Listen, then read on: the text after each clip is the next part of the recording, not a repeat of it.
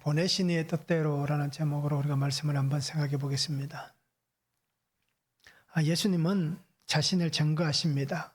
그러면서 세례 요한이 예수님을 증거했던 것, 또 하나님께서 증거하셨던 것, 또 성경에 증거가 있음을 오늘 말씀합니다.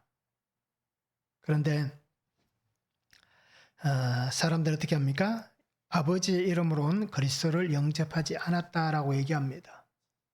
그래서 예수님께서 하신 말씀을 보면 모세의 글도 믿지 아니하는데 내 말을 믿겠느냐라고 그렇게 말씀하시고 있습니다. 자, 보내신 이의 뜻대로 첫 번째는 세례 요한과 같이 진리에 대해 증언하는 자가 되어야 합니다. 30절에서 35절입니다.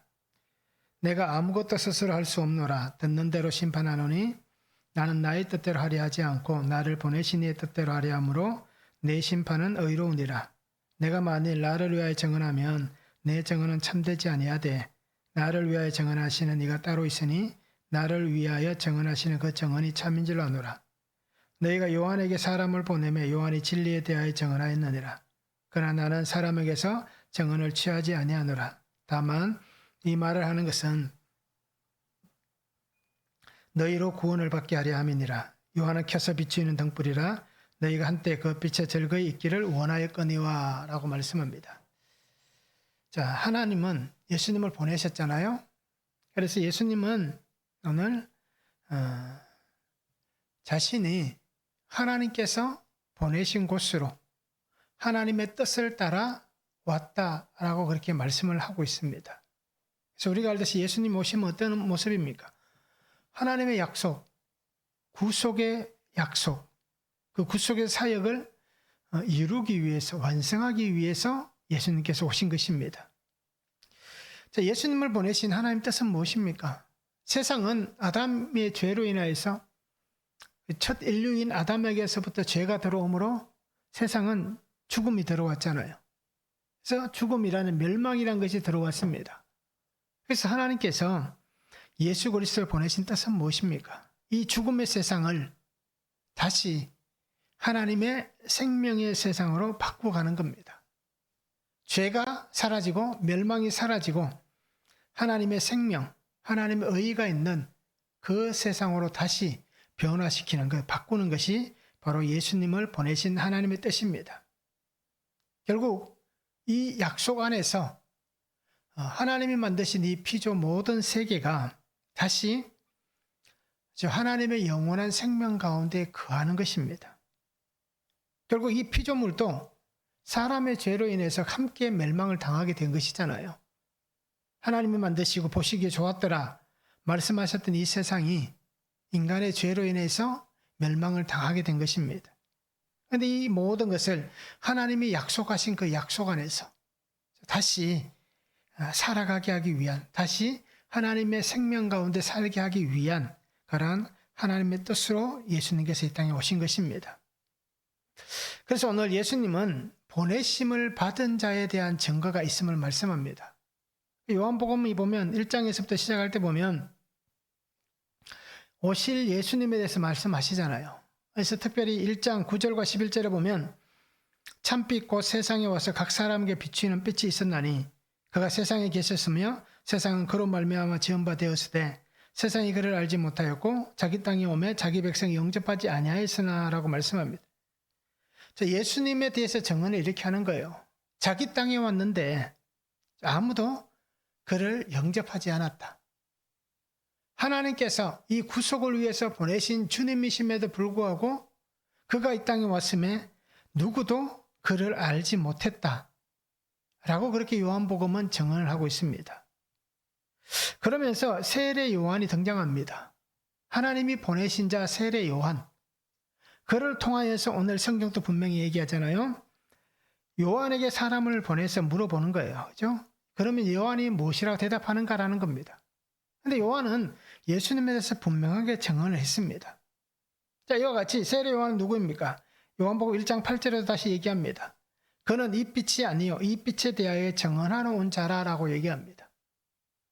하나님이 보내실 자 예수 그리스도, 구속의 아들 예수 그리스도, 메시아, 이 예수님에 대한, 빛으로 오신 이 예수님에 대한 증언하는 자로 보내심을 받은 자다라고 얘기를 합니다. 그리고 마태복음 3장 3절도 마찬가지 공관복음에 분명히 등장합니다. 그래서 이사야서를 통해서 분명히 말씀하는 거예요. 인용하면서 광야에 외치는 자의 소리다라고 얘기합니다. 주의 길을 예비하는 자이고 준비하는 자이고, 그죠? 주의 길을 곱게 하는 자다라고 이사야의 예언을 따라서 그렇게 마태복음, 마가복음, 누가복음, 또 요한복음은 빛에 대하여 증언하는 자다라고 이렇게 말씀을 나누고 있는 것입니다. 그러기에 오늘 우리는 분명히 알아야 됩니다. 세례 요한과 같이 진리에 대하여 증언하는 자가 되어야 됩니다. 자, 많은 사람들이 세례 요한에게 얘기했잖아요. 오실 이가 당신입니까? 물어보잖아요. 당신이 하나님이 보내신 메시아입니까? 라고 물어보는 거예요. 그때 세례 요한이 한 얘기가 분명히 있잖아요. 나는 광야에 외치는 자의 소리에 불과하다. 그죠? 나는 광야에서 외치는 자다라고 얘기를 하고 있는 것입니다. 오늘 또 예수님께서 하시는 말씀 뭡니까? 35절에 보면 요한은 켜서 비추이는 등불이다라고 얘기합니다. 요한복음 1장에도 분명히 얘기하잖아요. 그 빛이 아니다. 단지 그 빛을 증언하기 위해서 온 자다라고 얘기하는 것입니다. 그래서 켜서 비추는 등불이다라고 얘기하는 것은, 등불은 어떤 등불입니까? 이 등불은 길을 밝히는 거잖아요. 집을 밝히는 것이고 길을 밝히는 겁니다. 그래서 이 등불의 목적은 어둠을 밝히는 것이 등불이 하는 목적입니다. 그러기에 예수님께서 오시는 그 길을 비추는 그 등불과 같은 사명을 받은 자, 그러기에 예수님에 대해서 증언하는 자로 그가 보내심을 받았다라는 겁니다. 이 등불은 굉장히 유용합니다. 그런데 잘 한번 생각해 보시기 바랍니다. 밝은 태양빛이 비칠 때에 이 등의 불빛이 어떻게 될까요? 등불이 밤에는 굉장히 환하게 비출 수 있지만, 보여질 수 있지만, 밝은 태양빛이 비칠 때는 보면은 이 등불이 빛이 있어도, 불이 있어도 결국 밝은 태양빛에 다 흡수되어 버리잖아요. 자, 바로 그걸 얘기하고 있는 겁니다. 길을 밝히는 등불로서 빛을 발산하면서 사람들에게 하나님의 길을 보여주는 그 사명으로 온 사람이 세례 요한입니다. 그렇지만 참빛, 세상을 비추는 참빛인 예수 그리스도, 영원하신 빛이신 예수님 안에 이 등불로 온 요한은 흡수되어 버리는 겁니다. 그러기에 그가 자신을 드러낼 수 없는 겁니다. 그래서 나는 지금 내가 하고 있는 이 역할은 나를 드러내지 않고 오실 주님, 하나님의 구속의 그 은혜를 증거하기 위한 그 삶을 살아가는 자가 바로 이 세례 요한이라는 겁니다. 그래서 그는 제자들에게도 분명히 그렇게 얘기합니다. 나는 이 기쁨이 충만하다. 예수님을 위해서 내가 쓰임받고 있는 이 삶 자체가 나는 너무 기쁘다 라고 그는 자신을 밝혔습니다. 또 요한복음 3장 29절과 30절에도 보면 이렇게 얘기합니다. 신부를 취하는 자는 신랑이나 서서 신랑의 음성을 듣는 친구가 크게 기뻐하나니 나는 이러한 기쁨으로 충만하였노라. 그는 흥하여 하겠고 나는 쇠하여 하리라. 자기가 자기 위치를 분명히 아는 거예요. 나는 그냥 신랑을 기다리고 있는 그 친구에 불과하다. 우리와 결혼 풍습이 조금 다르잖아요. 그죠? 저녁 때 이 결혼식이 시작되는 거예요. 그래서 신랑이 오는 시간이 그 필요연이라도 여러 가지 이유를 통해서 늦어질 수 있는 겁니다. 근데 이 신부를 지키고 있는 사람이 누구냐? 가장 친한 친구가 그 신부들을 지키는 겁니다. 그죠? 그래서 정말 이 결혼이 아름답게 성사될 수 있도록 그 길을 앞에서 잘 지켜주고 있는 것이 친구가 하는 역할인 거예요. 낯선 사람이 들어갈 수는 없잖아요. 신부 집에. 그죠? 전혀 모르는 사람이 들어갈 수는 없잖아요. 그러니까 신랑의 가장 친한 친구가 신랑의 음성을 들을 때에, 그죠? 가장 큰 기쁨이 있다라고 얘기하는 겁니다. 왜요? 이제 내가 더 이상 이 추운데 문 밖에 서서 기다리지 않아도 되니까. 내 할 일은 여기서 다 했다라는 것이기 때문에 그런 것입니다. 이래 더 요한은 분명히 얘기합니다. 그는 흥하여야겠고 나는 쇠하여야 할 것이다 라고 얘기를 하고 있는 것입니다. 내가 아닌 구원의 주님 예수 그리스도가 증거되어지는 그러한 삶을 세례 요한은 살았습니다. 보내신 이의 뜻대로, 하나님께서 보내신 그 뜻대로 그렇게 한 것입니다. 그래서 오늘 우리 성도님들도 예수 그리스도를 증거하는 믿음의 삶을 살아갈 수 있기를 원합니다. 내가 어떤데 라고 나를 주장하고 나를 외치는 것이 아니라 오직 예수 그리스도만을 외칠 수 있는 사람. 교회 안에서든 가정에서든 직장에서든 어느 곳에서든지 나를 드러내고 나를 외치는 인생이 아니라 나는 없고 오직 예수님만 드러날 수 있도록 예수님만 외치며 살아가는 그러한 삶을 우리가 함께 살아갔으면 참 좋겠습니다. 한번 적용해 보시기 바랍니다. 나의 신앙과 삶은 어떠합니까? 나를 자랑합니까? 구원의 주님을 자랑합니까? 어떻습니까? 말할 때마다 사람들에게, 그죠? 가까운 지인들과 이야기 나눌 때, 또 성도들과 얘기할 때에, 가족들과 얘기할 때에 내가 자랑하는 것은 누구입니까? 예수님을 자랑합니까? 나의 업적을 자랑하는지, 나를 자랑하는지 우리가 한번 적용해 보시고요. 정말 내가 증언하는 것은 무엇인지, 내가 가장 많이 하는 말, 내가 증언하는 것은 무엇인지 우리가 한번 적용해 보시면 좋겠습니다. 두 번째는 보내신 하나님께서 친히 증거하십니다. 36절에서 40절입니다. 내게는 요한의 증거보다 더 큰 증거가 있으니 아버지께서 내게 주사 이루게 하시는 역사 곧 내가 하는 그 역사가 아버지께서 나를 보내신 것을 나를 위하여 증언하는 것이요 또한 나를 보내신 아버지께서 친히 나를 위하여 증언하셨느니라. 너희는 아무 때에도 그 음성을 듣지 못하였고 그 영상을 보지 못하였으며 그 말씀이 너희 속에 거하지 아니하니 이는 그가 보내신 이를 믿지 아니함이라. 너희가 성경에서 영생을 얻는 줄 생각하고 성경을 연구하거니와 이 성경이 곧 내게 대하여 증언하는 것이니라. 그러나 너희가 영생을 얻기 위하여 내게 오기를 원하지 아니하는도다 말씀합니다. 자, 예수님은 자신에 대해서 증언한 세례 요한, 그런데 그 세례 요한보다 더 큰 증거가 있다라고 얘기합니다. 그 증거는 바로 하나님께서 자신에게 맡기신 그 사역, 그 일을 통하여서 하나님께서 증거하신다라는 것입니다. 예수님의 일은 무엇입니까? 저 한 생명을 하나님께로 인도하는, 하나님께서 약속하신 이 구속의 역사를 완성하는 것, 이것이 자기가 해야 될 사역이었습니다. 그리고 이 사역을 통하여서 하나님께서 자신을 증거하시는 그 증거가 있다라고 말씀하고 있는 것입니다. 그래서 이 사역을 시작할 때 이미 태어나기 전부터 이미 그런 증거들이 있었지만 오늘 예수님께서 하신 그 사역들을 통해서 보면 먼저 태어나신 이후에 저 세례 사건을 통하여서 하나님께서 증언하는 장면이 나옵니다.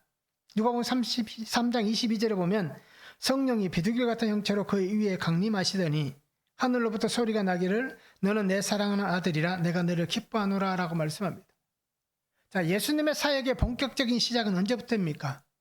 요단강에서 세례 요한을 통하여서 세례를 받으신 이후에, 광야로 가서 40일 동안 시험을 받으신 이후에, 금식하신 이후부터 예수님의 사역이, 공생의 사역이 본격적으로 시작됩니다. 3년 동안.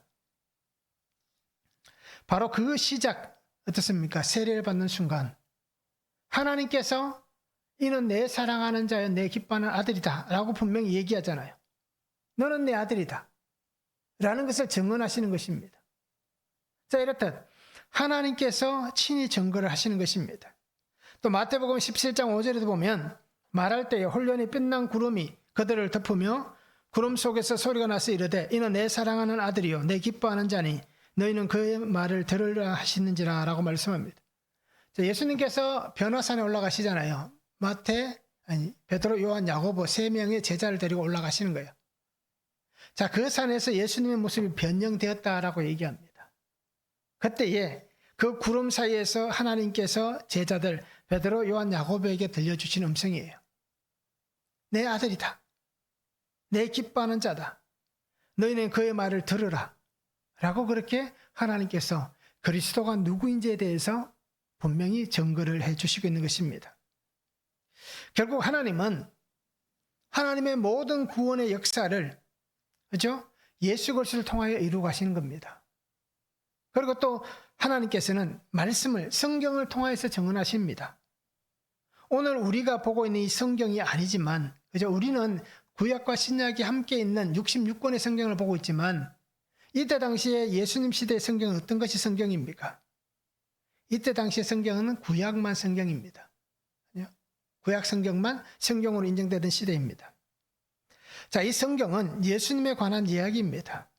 오늘 우리 기준으로 보면 구약 성경은 오실 메시아에 대한 얘기이고, 신약 성경은 오신 메시아에 대한 이야기입니다.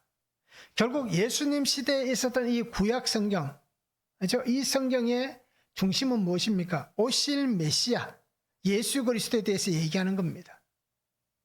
그래서 성경은 예수님을 빼고는 말할 수 없는 책입니다. 성경의 중심이 누구입니까? 예수님이잖아요. 이 예수님에 관하여 모든 것이 기록된 것이 성경입니다.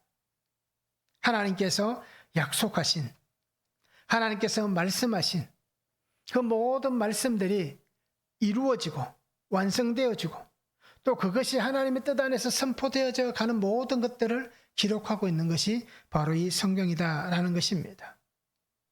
그래서 우리는 이 성경을 하나님의 말씀으로 인정하고, 이 말씀을 우리가 묵상할 때마다 왜 하나님의 음성을 들으라 라고 얘기합니까? 그 속에 하나님의 말씀이 있기 때문에, 하나님께 주신 생명이 그 속에 존재하기 때문에, 그러니까 우리는 이 말씀을 읽을 때마다 하나님의 그 은혜를 경험해야 되는 것입니다. 바울도 분명히 얘기합니다. 고린도서 15장 3절과 4절에 보면, 내가 받은 것을 먼저 너희에게 전하였노니 이는 성경대로 그리스도께서 우리 죄를 위하여 죽으시고 장사 지낸 바 되셨다가 성경대로 사흘 만에 다시 살아나사라고 얘기합니다. 자, 율법도 이 성경에 능통했던 이 바울, 그렇죠? 이 바울이 얘기하는 것은 뭡니까? 성경대로 그리스도께서 우리 죄를 위해 죽으시고 장사 지내시고 성경대로 사흘 만에 다시 살아나사라고 얘기합니다. 그러니까 이 성경 하나님 말씀이잖아요. 하나님 자체라고 해도 우리 과언이 아닐 겁니다. 그런 성경이 예수님에 대해서 분명히 증언을 하는 것입니다. 하나님께서도 하나님의 아들이다, 내 기뻐하는 자다 라고 말씀하시면서 증언하셨고, 또 기록하신 말씀을 기록하심을 통하여서 우리에게 그리스도를 증언해 주신 것입니다. 그리고 오늘 우리는 말씀대로 믿을 수 있기를 원합니다. 말씀 안에서 들을 수 있기를 원합니다. 그래서 나에게 말씀하시는 하나님 아버지의 뜻을 따라가는 그러한 성도의 삶을 우리가 살아갔으면 좋겠습니다. 그러면서 오직 성경에서 말씀하고 있는 이 예수님에 대해서 오늘 내가 증언할 수 있는 그러한 삶이 되면 좋겠습니다. 내가 하고 싶은 말을 하는 것이 아닙니다. 예수님을 전하는 것은 내가 하고 싶은 말을 하는 게 아니에요. 예수님을 전하는 것은 말씀대로 전하는 겁니다. 그런데 우리는 복음을 전하고 전도할 때 보면 대부분 어떻게 전합니까? 자기 얘기를 참 많이 하잖아요. 거의 대부분 자기 얘기를 하고, 그러고 나서 예수님에서는 그냥 뭐 지나가듯이, 아니면 대충 얘기하고는 교회 온나, 이렇게 대부분 얘기를 하는 것 같아요. 그런데 정말 성경에 기록된 대로, 말씀대로 우리가 예수님을 전할 수 있는 사람, 그래서 예수 그리스도에 대해서 이제 우리가 증거할 수 있는 그러한 삶을 우리가 함께 살았으면 좋겠습니다. 적용해 보시기 바랍니다. 하나님의 말씀을 묵상할 때 하나님께서 말씀하시는 그 말씀이 보여집니까? 또는 하나님께서 말씀하시는 그 말씀이 들려지십니까? 들려집니까? 어떻습니까?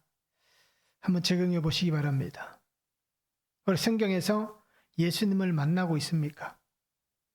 말씀을 통해서 내가 예수님을 만나고 있는가? 한번 적용해 보시면 좋겠습니다.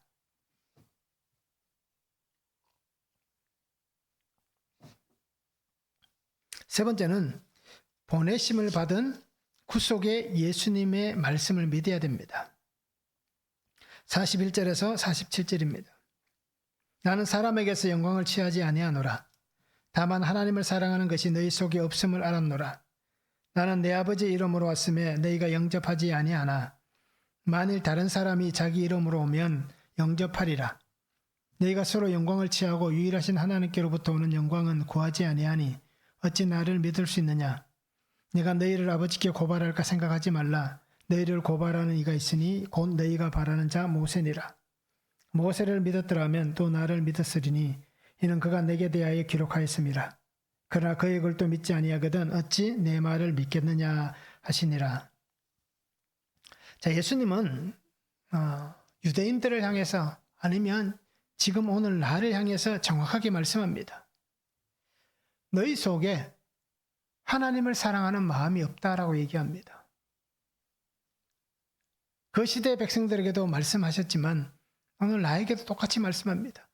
너희 안에 하나님을 사랑하는, 나를 사랑하는 마음이 없다라고 말씀합니다. 결국 이것은 불신앙이잖아요. 유대인들의 불신앙, 오늘 나의 불신앙. 예수님은 그 이유를 얘기합니다. 특히 유대인들에 대해서 우리가 한번 보시기 바랍니다. 율법에 대해서는 613가지나 되는 십계명을 확장시킨 613가지나 되는 이 율법에 대해서는 또 율법에 따른 조문들, 그죠? 그런 것들은 잘 지킵니다. 잘 따라갑니다. 그런 것들을 어떻게든 고수하고 있습니다. 그런데 정작 율법을 주신 하나님은 사랑하지 않고 있다라는 겁니다. 그냥 그 글귀, 율법으로 주어진 그 말들만 그들이 끊임없이 지키고 있으면서도 정작 그 율법의 주체이신 하나님, 그 하나님을 사랑하지 않는다는 겁니다. 결국 하나님을 사랑하지 않으니 어떻게 됩니까? 하나님을 사랑하지 않으니 하나님이 주신 율법의 중심이신 그리스도를 알지 못한다는 겁니다. 하나님을 사랑하지 않으니 그 그리스도를 보지 못한다는 것입니다. 이것이 유대인들의 모습입니다. 그래서 예수님께서 하신 말씀 뭡니까? 너희가 모세를 믿었다면 나를 믿었을 것이다. 그죠? 모세를 믿었다면 나를 믿었을 것이다. 율법의 대표가 누굽니까? 모세라고 얘기할 수 있잖아요. 하나님께서 모세를 통하여서 율법을 주셨기 때문에 그들에게 가장 어떻게 보면 모세가 칭송받는 사람 중에 한 사람입니다. 그런데 예수님이 하신 얘기는 뭡니까? 모세도 믿지 못하는데, 그죠? 너희가 모세를 믿었다면 나를 믿는데 그를 믿지 못하니, 그죠? 그가 지금 글도 믿지 못하니라고 얘기해요. 47절에. 그의 글도 믿지 못하니 어떻게 나를 믿겠느냐? 라고 그렇게 말씀을 하고 있는 것입니다. 결국 원인은 뭡니까? 사랑이 없다는 얘기입니다. 하나님을 향한 사랑이 없다. 내가 믿는다라고 얘기하고 내가 믿음의 삶을 산다라고 얘기하고 그렇게 내가 그리스도인이라고 주장하며 살아가고 있음에도 불구하고 하나님을 사랑하지 않는다라는 것입니다. 하나님을 사랑하지 않는 자, 과연 그 사람이 하나님의 은혜를 입었다라고 얘기할 수 있는가라는 것입니다. 모세는 분명히 예수님에 대해서도 얘기를 했습니다. 백성들에게 분명히 너희를 위해서 선지자가 올 것이다. 그때 너희는 그의 말을 들으라 라고 얘기합니다. 신명기 18장 15절 이렇게 얘기합니다. 내 하나님 여호와께서 너희 가운데 내 형제 중에서 너를 위하여 나와 같은 선지자 하나를 일으키시리니 너희는 그의 말을 들을지니라. 메시아의 오심을 모세도 이렇게 어떻게 합니까? 백성들에게 앞으로 너희에게 하나님 보내실 선지자가 있다라고 얘기합니다. 하나님도 동일하게 얘기합니다. 신명기 18장 18절에 보면 내가 그들의 형제 중에서 너와 같은 선지자 하나를 그들을 위하여 일으키고 내 말을 그 입에 두리니 내가 그에게 명령하는 것을 그가 무리에게 다 말하리라. 저 하나님이 똑같이 얘기하자는 모세도 보내실 선지자가 있다. 그래, 내가 보낼 선지자가 있다. 그의 말을 들으라. 내가 그에게 너희에게 할 말을 다 주겠다. 라고 얘기하잖아요.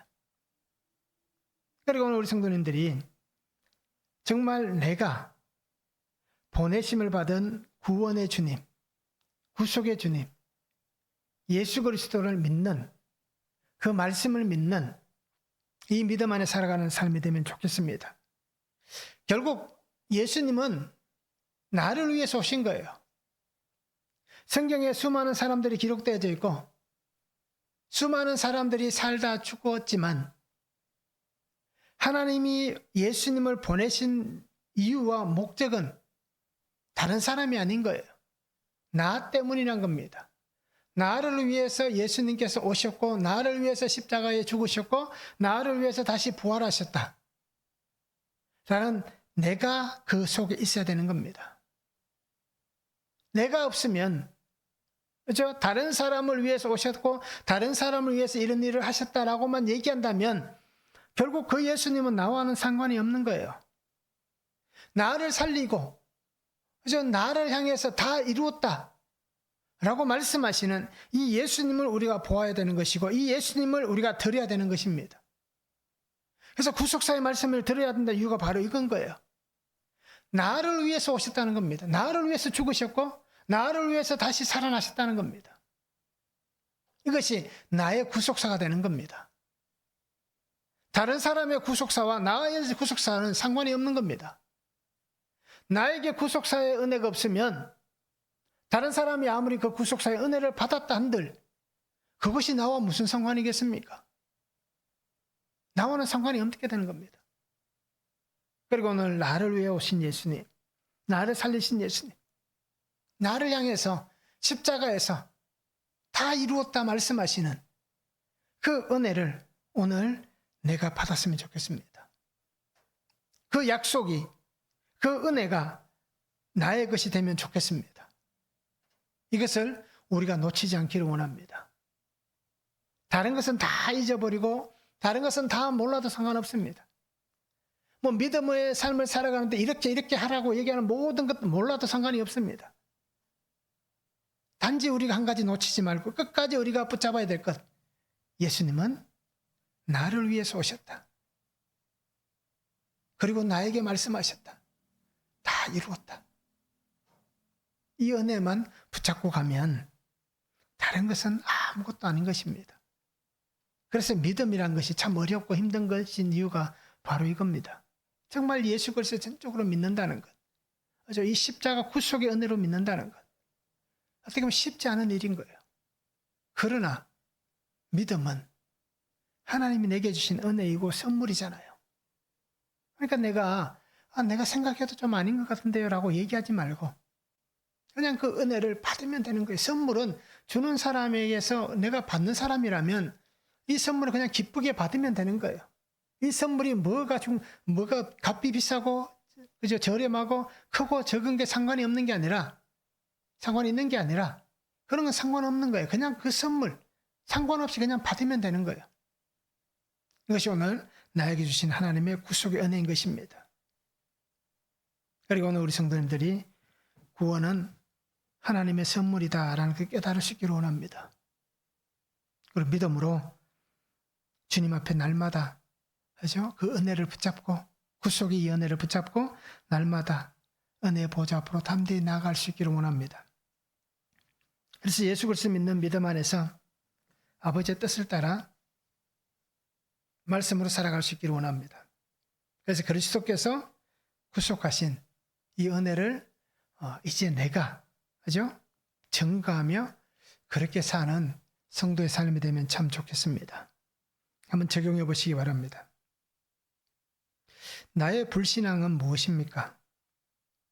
나의 불신앙. 믿지 못하는 것들은 무엇이 있습니까?